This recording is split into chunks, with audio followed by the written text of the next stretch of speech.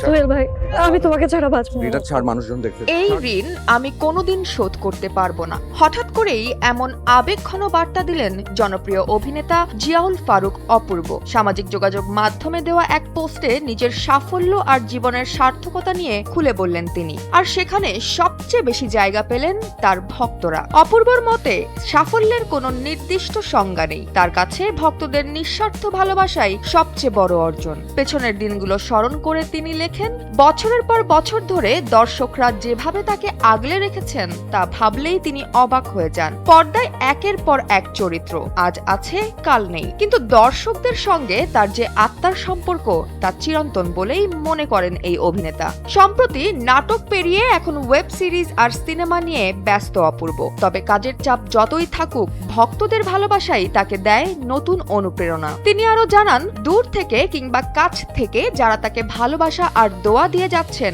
তাদের এই ঋণ কোনোদিন শোধ করা সম্ভব নয়। দিনের শেষে মানুষের এই ভালোবাসাকেই নিজের জীবনের সবচেয়ে বড় সাফল্য বলে মনে করেন তিনি, কারণ একমাত্র দর্শকদের ভালোবাসাই তৈরি করতে পারে সত্যিকারের তারকা।